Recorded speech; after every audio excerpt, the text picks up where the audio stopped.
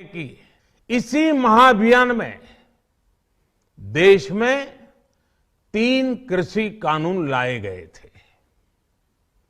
मकसद ये था कि देश के किसानों को, खासकर छोटे किसानों को और ताकत मिले, उन्हें अपनी उपज की सही कीमत और उपज बेचने के लिए ज्यादा से ज्यादा विकल्प मिले।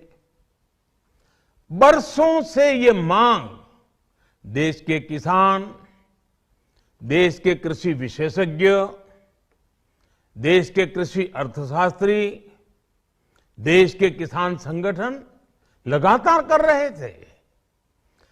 पहले भी कई सरकारों ने इस पर मंथन भी किया था। इस बार भी संसद में चर्चा हुई, मंथन हुआ और ये कानून लाए गए। देश के कोने कोने में कोटि कोटि किसानों ने, अनेक किसान संगठनों ने इसका स्वागत किया, समर्थन किया। मैं आज उन सभी का बहुत बहुत आभारी हूं, धन्यवाद करना चाहता हूं। लेकिन इतनी पवित्र बात, पूर्ण रूप से शुद्ध किसानों के हित की बात, हम अपने प्रयासों के बावजूद कुछ किसानों को समझा नहीं पाए। भले ही किसानों का एक वर्ग ही विरोध कर रहा था, लेकिन फिर भी ये हमारे लिए महत्वपूर्ण था।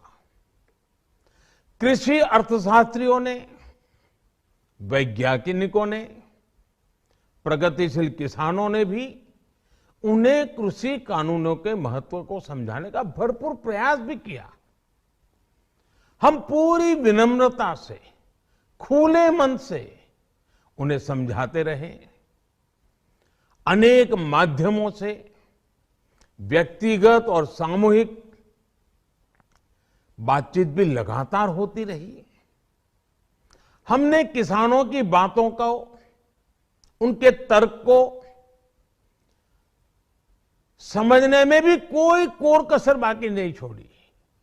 साथियों, मैं आज देशवासियों से क्षमा मांगते हुए सच्चे मन से और पवित्र हृदय से कहना चाहता हूं कि शायद हमारी तपस्या में ही कोई कमी रही होगी, जिसके कारण दिए के प्रकाश जैसा सत्य कुछ किसान भाइयों को हम समझा नहीं पाए। आज गुरु नानक देव जी का पवित्र प्रकाश पर्व है। ये समय किसी को भी दोष देने का नहीं है। आज मैं आपको, पूरे देश को ये बताने आया हूं कि हमने 3 कृषि कानूनों को वापस लेने का, रिपील करने का निर्णय लिया है। इस महीने के अंत में शुरू होने जा रहे संसद सत्र में, इसी महीने में, हम 3 कृषि कानूनों को रिपील करने की संवैधानिक प्रक्रिया को पूरा कर देंगे। साथियों, मैं आज अपने सभी आंदोलनरत किसान साथियों से आग्रह कर रहा हूं, आज गुरु पर्व का पवित्र दिन है। अब आप अपने अपने घर लौटे, अपने खेत में लौटे, अपने परिवार के बीच लौटे। आइए एक नई शुरुआत करते हैं, नए सिरे से आगे बढ़ते हैं।